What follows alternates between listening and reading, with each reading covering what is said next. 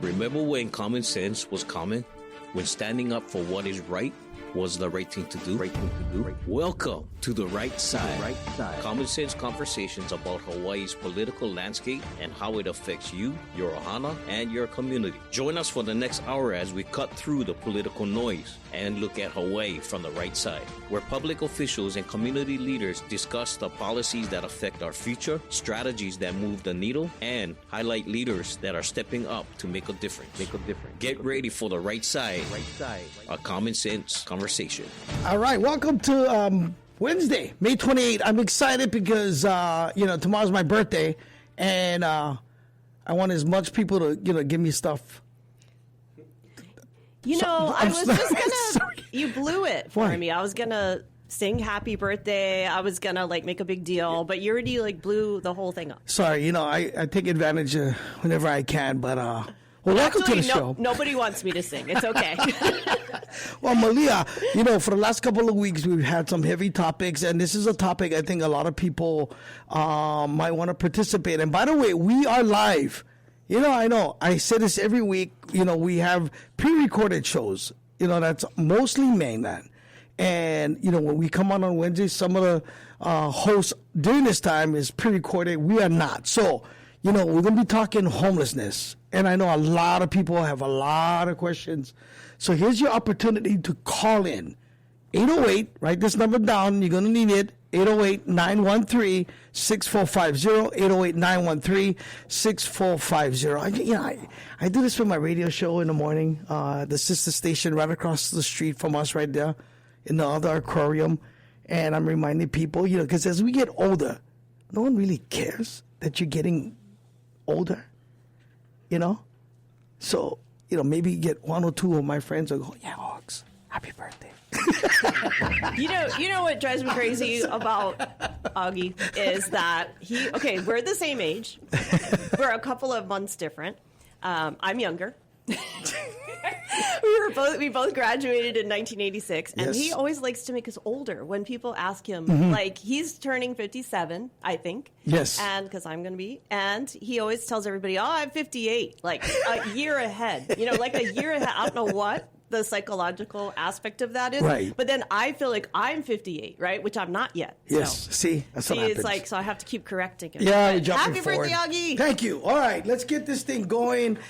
We talk homeless today. Hawaii is known for the beautiful scenery and rich culture, and but it also faces so much economic and social problems. And we all know that the cost of living here is very high, which has led to more people becoming homeless. So for those without a home, it's hard to find help when recovering from sickness, addiction, or hospital stay. This is a serious issue because they often can't find a safe place to get better. However, we have 3 leaders in our community who are working hard to solve these problems, and I love that. We need people to solve problems. They're coming up with new ideas and working with the community to not only provide immediate help, but also create a long-term solution for Hawaii's most vulnerable people. Their efforts bring hope and aim to make a real difference in tackling these tough challenges. So I want to let Malia introduce our guests because, again, I want you guys to call in because that's one of the, when I look at our community, District 9, there are 3 top issues, right? And we know this, Malia. Public safety, believe it or not, parking, and then homelessness. So a lot of people, is top of mind. A lot of people worry about family members. I can tell you that I have family members who are homeless, and I told the director why I'm so involved. It's not some, because I just think it's inhumane, and I want to make sure that everybody has a place and everybody's cared for. So you want to introduce our guest, Malia? Sure. Anton Krucky is the director of the Department of Community Services for the City and County of Honolulu. He's also served as the executive director for the Mayor's Office of Housing. Before that, he worked in private industry as a general manager for IBM Pacific and the president and CEO of Tissue Genesis. I remember you for all these years. You've been a business leader in this community, well-known face, and you've really, really helped a lot of people in this community, and now you're doing it in a different way. So it's great to see you. Some interesting background on his family I thought was interesting. Anton's father served in the U.S. Navy, and he was in the Battle of Pearl Harbor. You can tell us more about that. His mother is Native Hawaiian and was a nurse at Queens Medical Center. He attended the University of Maryland with a degree in criminology, and he and his wife, Julie, have 5 children. That right there. Wow. That's awesome. I have 1, and that's plenty. And 2 grandchildren. So it's so great to see you. Mari Kim is an architect who co-founded the Brain Health Applied Research Institute. And how do you say that, Mari? Bihari? Bihari. Bihari. Okay, so if we say Bihari on this show, we know what we're talking about. She focuses on combining architecture with neuroscience and social equality to make spaces that help people recover and stay mentally strong.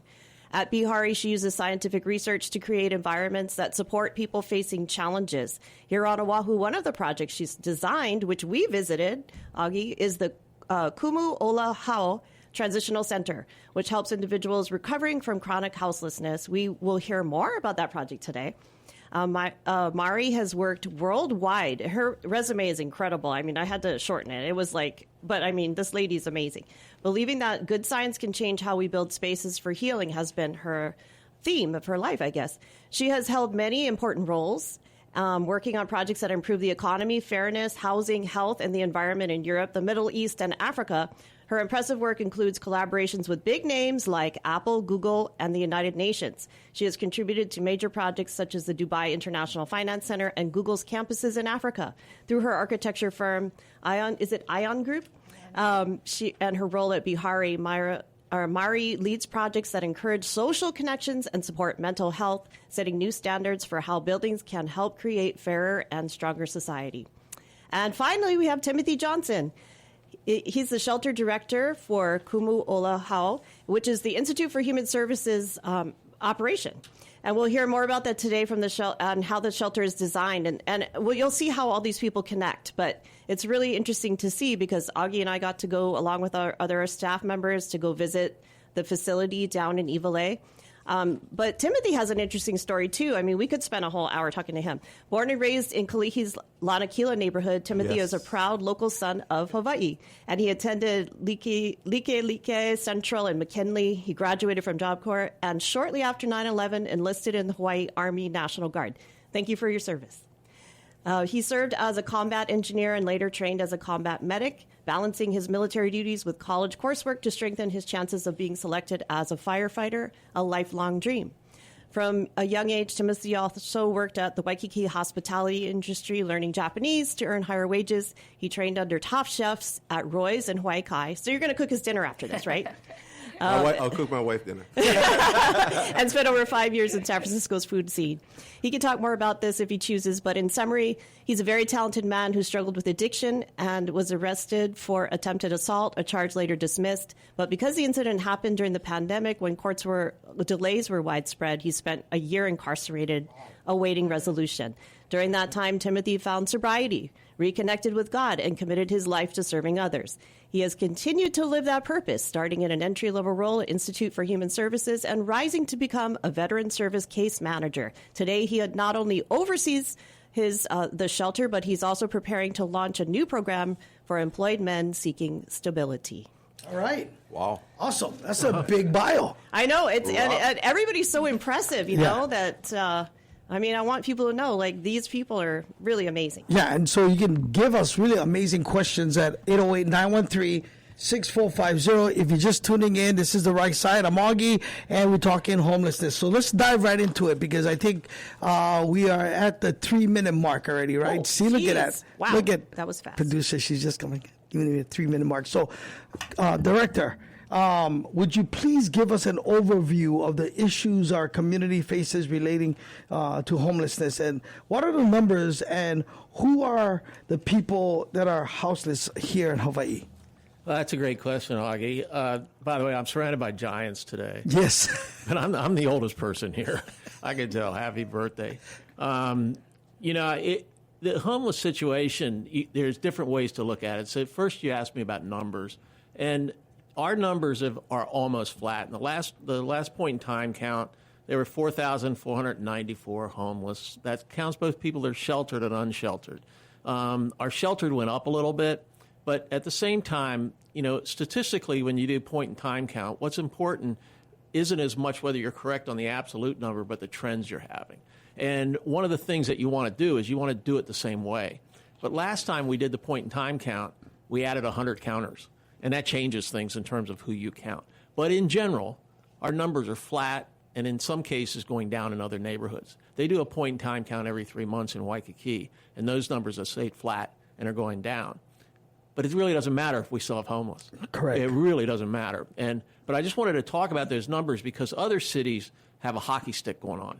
I mean, it's just zooming. And we have some of the same economic issues that other people have, but we have people that are doing some really good things here. And our numbers aren't that large, although they're the same in terms of percentages of population. They're not that large that we can't get our arms around it. And because it's a polarizing issue, a lot of people just kind of see. It's like when you buy a car. You think, I only have the car, and all of a sudden you see all these cars that look like your car. So, because we talk about it a lot, and it's in the news, it can seem to look like, man, there's a lot here, yeah?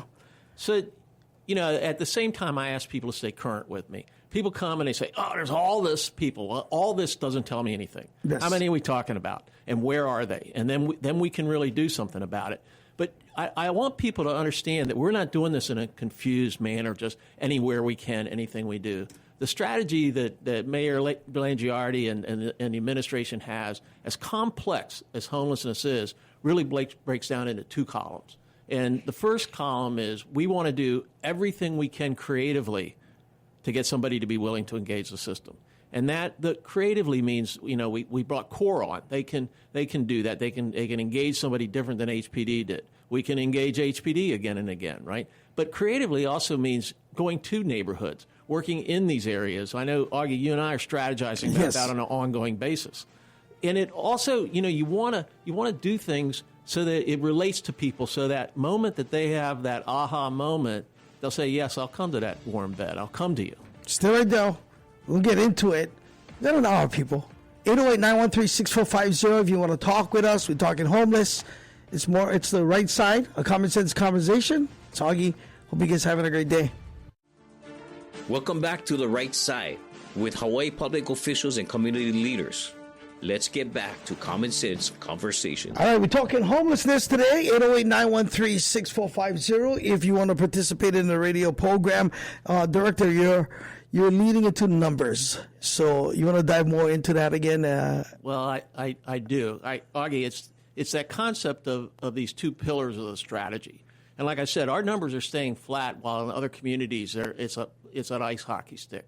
And, the things that matter are economics, drug addiction, mental illness. And so what we've done is we've segmented parts of our population out. And really, before, all things were pointed like house people, right? But really, it's about 60% of the folks out there I target to house.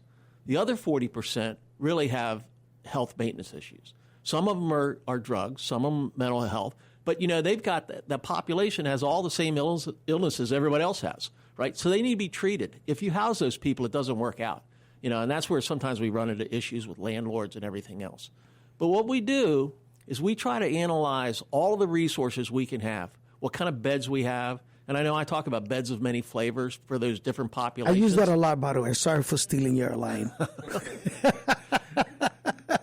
Beds of many flavors, and it's important because nobody segmented these things out before, right? And as soon as they do that, it becomes workable.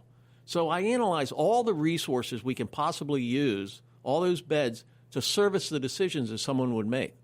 And so really, this project that they're going to talk about today really deploys both of those strategies at the same time, which really make it beautiful. And I really believe in what these folks are doing, because what it does is it provides beds and it provides treatment on people's journey towards success. But what it does is when people get around and they talk, they go, I want to go to that shelter. So the shelter in and of itself motivates people to engage the system. And that's why what these folks are talking about today really is powerful. And we'll go to Myra, but we do have a phone call. So we have Joanne from the Big Island calling us today. So Joanne, what's your question? Aloha, Augie. Oh, dear, I've got some ideas for you guys. I'm so glad to hear everybody on the radio. It's good and refreshing to hear talk about the island in the daytime on your radio station.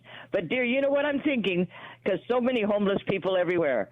I realized that I joke often with the ones. Back in the day, I used to joke with people. Been many years on Maui. You know, they do a lot of joking over there.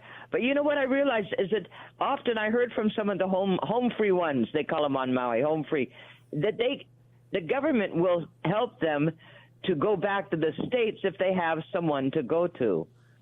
And I'm thinking, you know, often I've told a few of them when I had trouble with homeless people, you know, brother, I'll get you a one-way ticket. But why can't we help a lot of the people if they've got a home to go to?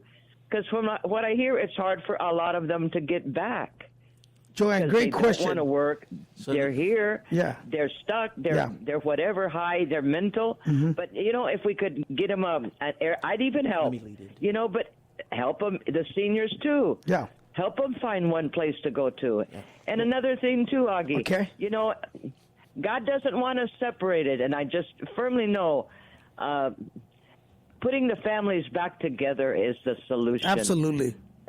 No division. And if we wouldn't be separating the people from their families, even our own ones here, the local people here, keep the children with the families. We don't need any more foster homes. This is why we're having all the people running around being homeless and children on the streets. When I had big farms, we had people at our doors. Many foster people have come to my home. I'm a product of one of your last orphans and one of your first foster children. I'm in my 70s, and the system's not helping. But if we could reunite our families together, keep the local kids with the local people, keep everybody with who they need to be with, that's the healthiest way to truly get the islands back and everywhere else. Awesome. Well, I appreciate you calling, and we do have an answer to your question about sending them back to their families on the mainland. Thank you, Joanne, and thank you so much for listening. Anton, you want to take that question? Mahalo, baby. Yeah, Joanne, great to hear from you. You know, there's two things you talked about. One was reuniting with the family.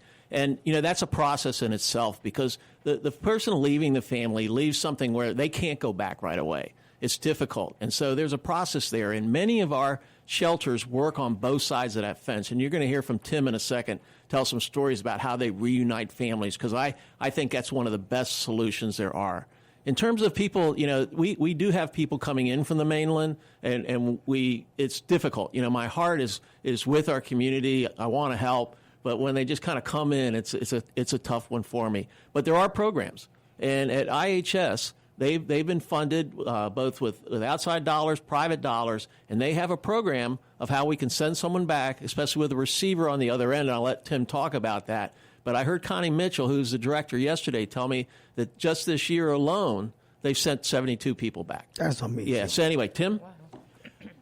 Hello. So in regard to sending people back, especially at IHS, we're heavy into family and into compassion, and we are a big proponent in reuniting families with their loved ones. So we have a relocation program at IHS. So essentially what we do is we have an application. We ensure that there's somebody meeting them on the other side of another recipient on the other side so that we can ensure that they're not going from one homeless situation to another. And we relocate them right back with their family. And man, we have got some great stories as far as like people sending us emails saying thank you. And some people just came here and didn't really understand how expensive Hawaii really is. And the relocation program definitely can be accessed, especially if you go to IHS and you want to speak with like the outreach coordinator, Castro or Sarah. They can definitely help you out. But yeah, if we have people that do want to go back home, we definitely want to reunite you, especially with Hawaii's growing homeless situation. Being here it's not just dangerous, but it's one of those things to where sometimes it's just better to be at home with your family that care about you. Yeah?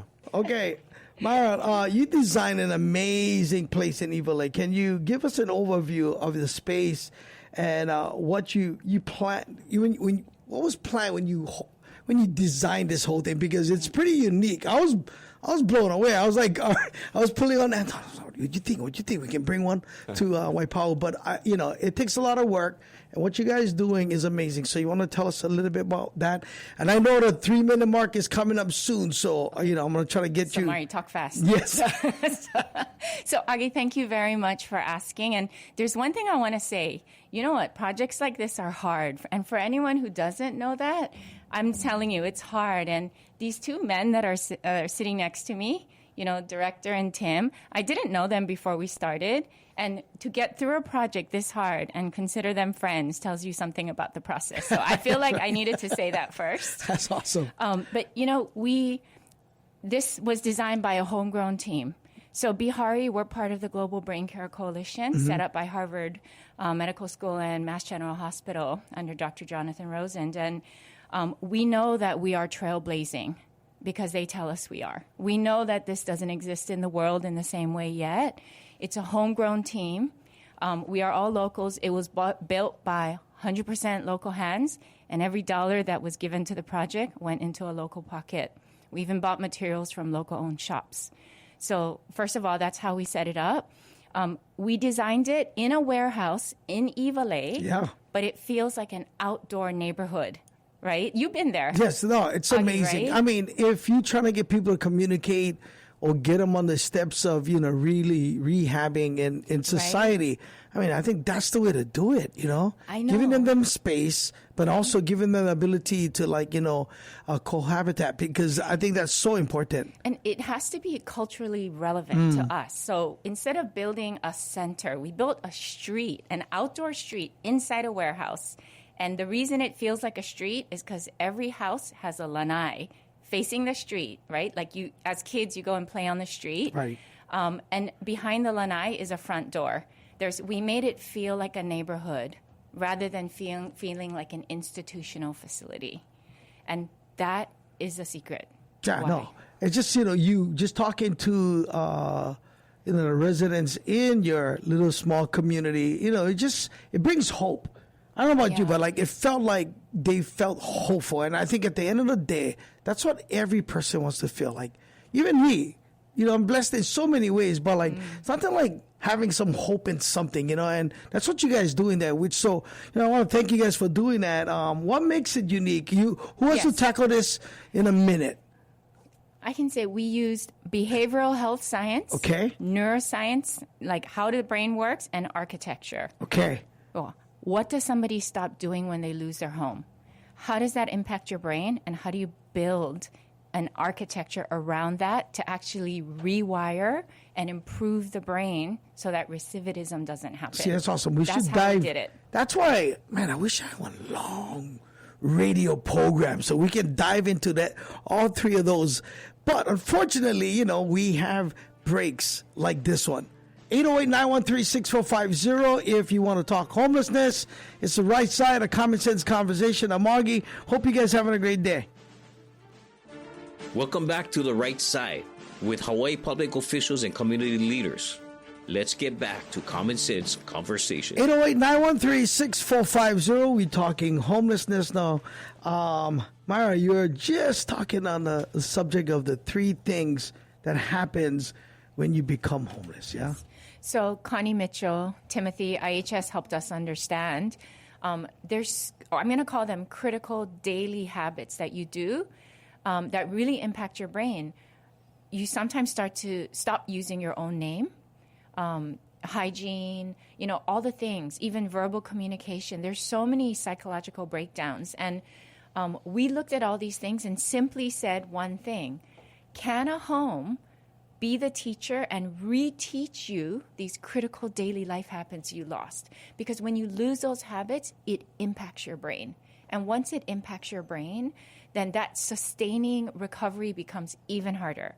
So, Tim, I don't know, you live this every day, right? Yeah, so essentially when we do an intake, I explain to the guests when they're coming in that there's some things that we're going to be doing while we're here. And the first thing is making your bed. Mm-hmm. Super simple, right? Folding your clothes after you wash them, and participating in all the activities. That's one thing that we have that no other shelter has, is we have a full schedule from 8 o'clock to, I want to say, 9 o'clock, full of activities. Last week, we went to Poly Lookout in Ala Moana, just on a whim, because it was just one of those days where everybody just, you can feel the vibe in the air, right? And we took them out there, and it was fantastic, you know. It was one of our guests. She never smiled before. She has schizophrenia. She's all giggling and stuff. Never seen it like that. But touching on what Mari was saying, we have Ho'okipa cards. Each morning, I have my staff pick out a card and create an activity of their own, whatever they want to do. Because any plan is better than no plan. Right. And if they're creating it, there's going to be care, there's going to be thoughtfulness, and there's going to be ownership of that plan. And one of my new staff, pregnant, she came up, I'm still in college for social work, and she came up with it blew my mind. I was just like, what is this? And it was a journal, and I asked her, why did you do this? And she said, I want to find out what their triggers are. Do you know that this one guest that we have, she has no kids, she had 6, she lost them all. Wow. And I was like, no, I didn't. She goes, well, I was reading all of her activities. And she keeps that close. And her unit is the only place that she feels comfort. And that's heavy. And for me, it makes me so happy because I didn't tell her to do that. She did it on her own. And all the people that we have there all care. And we're able to give them that one-on-one talk that they may have not got before. We went to the movies, some of them, 10, 20 years since they went to the movies. We watched the Thunderbolts, whatever. They came back so thrilled. And all of these things, Connie Mitchell, my boss, she tells me to do these things. It's like, go take people to have fun and be a nice guy. It's like, it's so easy to do, you know? And the crazy thing is the first thing that happens when they come, they're sleep. They cocoon, like, you know, they start sleeping.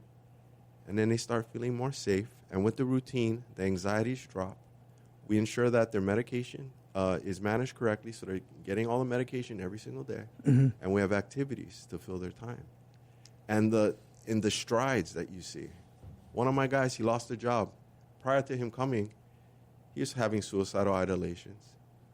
When he came with us, he lost his job, yeah. You know what? He got another one. And he got his driver's license. And he's working, and he's going to house himself. Giving him a responsibility and championing him. I use this acronym, LOVE. Listen, observe, and validate their efforts. How hard is it to go, bro, that was a good thing that you did. Yeah. That was so, like when I talk to them, I'm from Cali, so I communicate that with them the way that, bro, that was sick. For real? Yeah, for real. Look at what happened. You got a job. And the best thing, when I took him to get the job, I took a picture. I love taking pictures of all of them.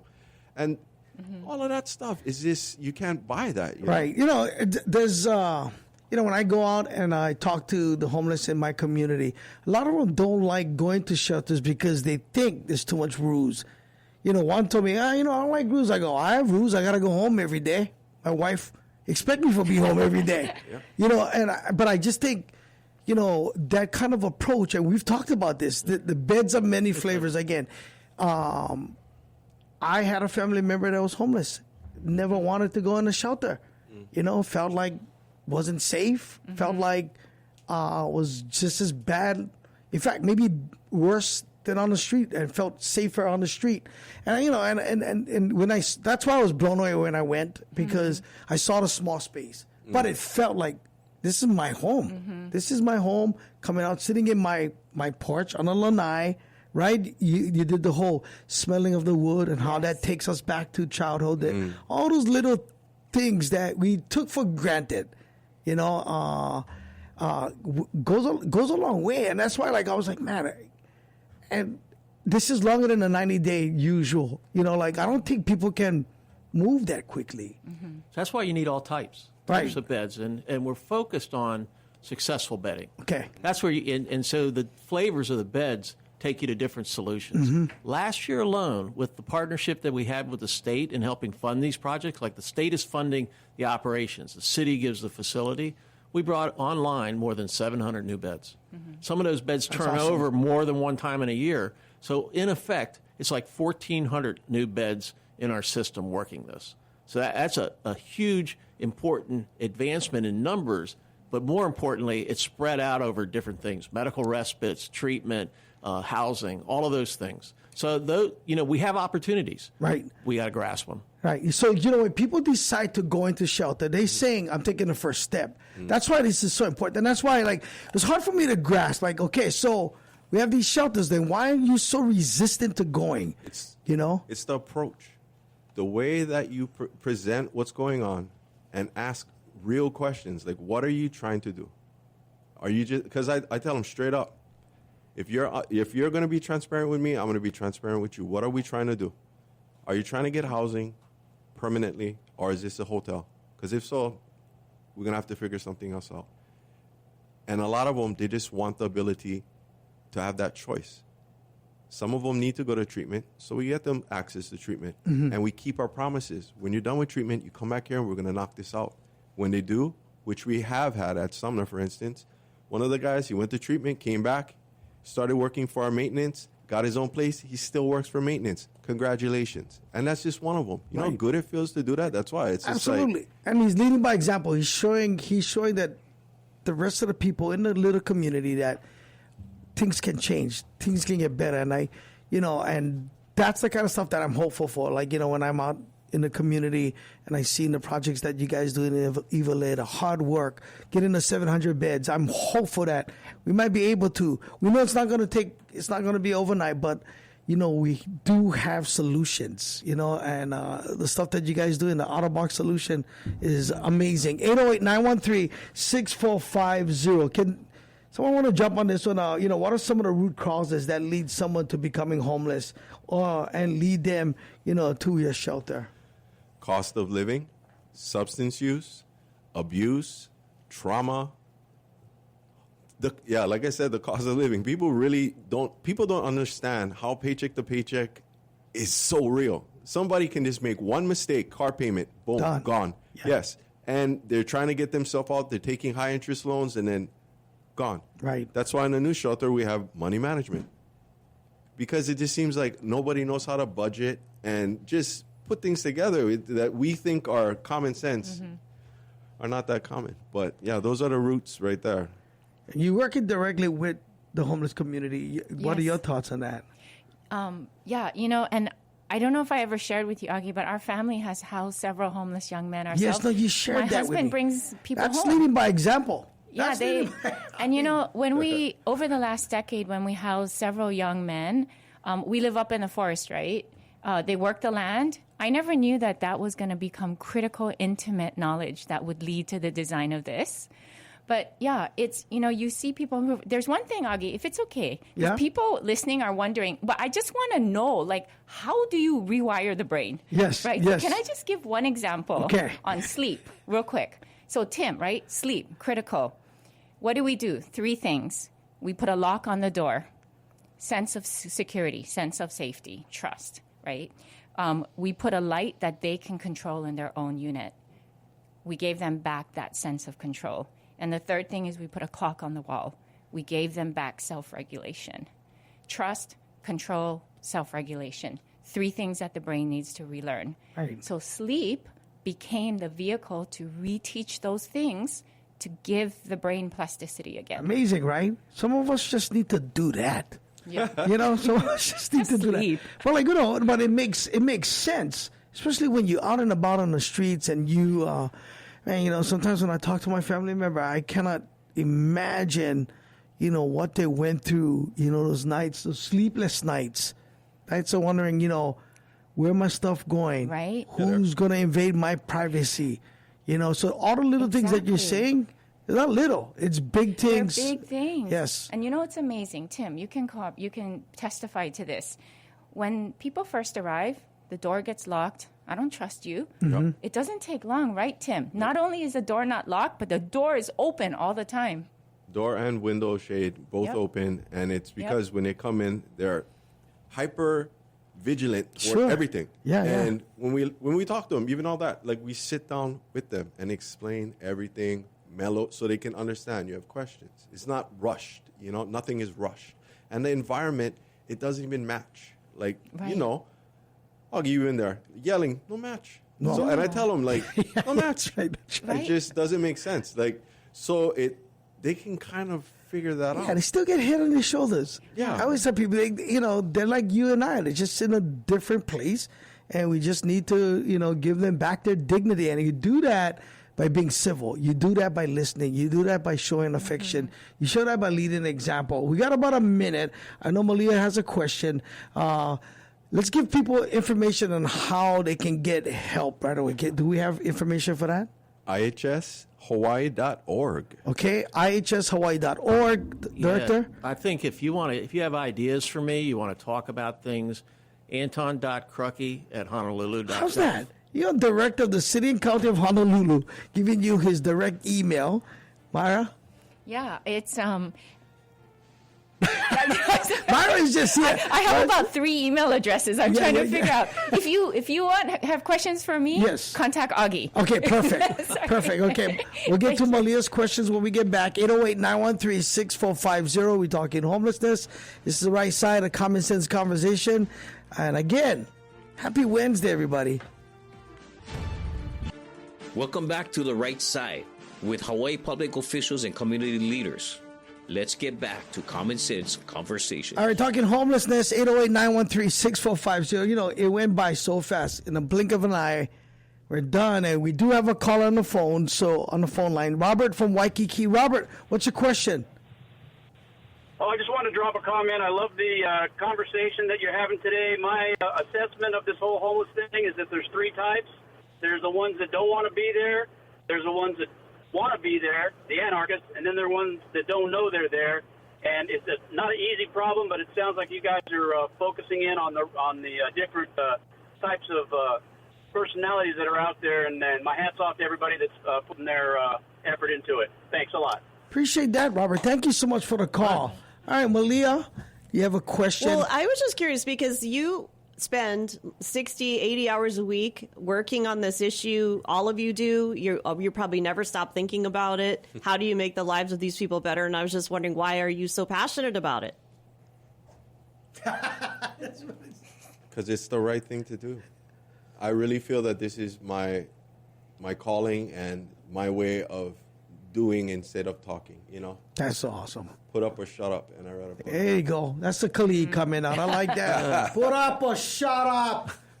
Right? And and like Mari too. I mean, she's welcoming people. You and your husband are welcoming people into your home. I mean, that's compassion. It is, and the life lesson that I couldn't have taught my kids in any other way, the compassion that they have. One of the young men that got back on his feet after 4 years of being with us, he died of a fentanyl overdose unexpectedly. And it kind of haunts us because we knew we could have intervened further. So, when every single guest that I have met at Kumu'oloho, they're like inside my heart. Tim, you have given me such a gift of humanity and perspective. And even for somebody who housed young men who were homeless, myself, I didn't realize that even I still had stigma. Mm-hmm. But you know what? That stigma, man, Kumu'oloho has just taken it away. That's awesome. Yeah. And Director Krucky, you were saying off air that you explain what you think about when you're off the clock. Yeah. Well, first off, I've never been in government before. Right. And I was retired. Look how that's working out for me. So, the mayor's a good man, and when I was in the private sector, I knew him, and I just told him I wanted to help him out. But, I was always involved in social agencies and on their boards and everything else. So that world's not new to me. But really, in diving in this, we do all the human services for the city, not just homelessness, right? But this thing is something that really, when you make a difference, it's really important. And I think that what I really bring to the city is when I was in IBM, I can take on big projects. So it doesn't daunt me to take them on. And I can do more than one at a time. So that's what I bring. But I also was in a biotech startup. So I try to envision things that weren't there before. Can I bring something that's not there at all? But on kind of that side note is it does embrace you. We want to help you. Please come and say yes. I tell you, I take a shower every day, and I think of my blessings in being able to do that, and I think about homeless and what they're going through. And this shelter proves that a shelter in itself can be a compelling reason for somebody to say yes, I'll join you. So come be in this shelter. Yeah. It'll work for you. It's like that's its own family. It's like you're their family. Yes. 100%. Yes. Okay, I know we have some final thoughts. So, and I know you're gonna add on to more than what you said about the shelter. So, Tim, you wanna? Yeah, so Kumolo, the phase that we have open right now, it's geared more toward people with cognitive deficits, traumatic brain injuries. So that's why the healing is really emphasized here at this specific project. For phase 2 that we have opening up, that was going to be for working males. So just like how you were saying, those people on the street that actually just want to be in a place where they can be heard and worked with a lot more closely. The environment is a perfect space for growth. It just makes sense. Everything about it. It was just compassionately made, and thanks to Connie Mitchell and the CCS team that help us with our referrals, as well as our outreach team. They just, oh man, So- they're really going above and beyond, getting us the support to help these people, and they're really making a difference. Now, So we're gonna that put the this. second phase opens up in 2 weeks. I was gonna ask you Right. about that. Yeah, because is that what you to help design it, or Yes, yes. And super quick, Augie, I have to give you a Hawaii story. Okay. We ran out of materials to build phase 2, and we have this man over here breathing down our necks to open. You know what we did? We picked up the phone, and we called all the big construction companies. Yeah. Guess what? From the next day, trucks started showing up on site, dropping is off awesome. material. See, that's one of the things that, man, we shouldn't take for granted, because there's so many good people out there that like help. I mean, I think 5 years of being in, being in politics is as like I've seen so many people that really step outside the box and really want to help our community. And that's, and I told you this, I'm trying to find the strong and not the wrong in our community. So easy to find the wrong, so easy to point, fingers at, but show me the strong. And there's a lot of them that can inspire and can turn these things around. So I know, Krucky, what's next? What's next for the city? Okay, so what we've got is we've got that shelter opening up in 2 weeks. Right Okay. after that, by the end of June, I've got 2 more shelters opening up for mental health disorders. So That's 225 beds, again, beds of many flavors, not stopping there. Right on. And I know we're going to talk more, because I'm going to have you guys come back. We got to get them to come back, because it's just such a, I had 2 pages of questions, guys. I know. 2 Well, pages. there's so of much to learn from No, them, and- and so many people could do what they're doing in another state. And or I think another we broke the country. record, Malia, as far as phone calls. right? 2, 3. No, for real, guys. Because a lot of times, we're being consistent, and that's what they're doing. We have to be consistent. We cannot, step back. We got to be, beds of many flavors. We got to keep creating. We got to keep dreaming, and I think things will change and things will turn around, and we'll want to live in a Hawaii that we all dream of, living in. Well, it's so great to have success stories like this. I mean, Yeah. it's so refreshing, because we see a lot of despair around us, and being able to see that it's working and that all your efforts are paying off, and all this brainchild of yours literally has come to fruition. Malia, tell everybody how they can watch this, just in case they miss this. Right. So you can go on our YouTube channel, which I will post. But Okay. yeah, but it's well, I guess you'd have to just Google Augie Tulba YouTube.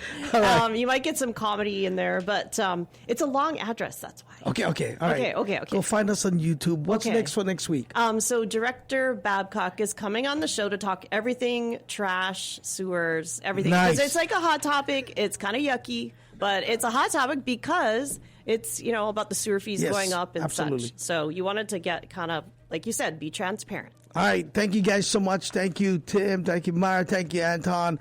And thank you guys for listening and hanging up. And thank you so much for the birthday wishes. Have a great day. Aloha.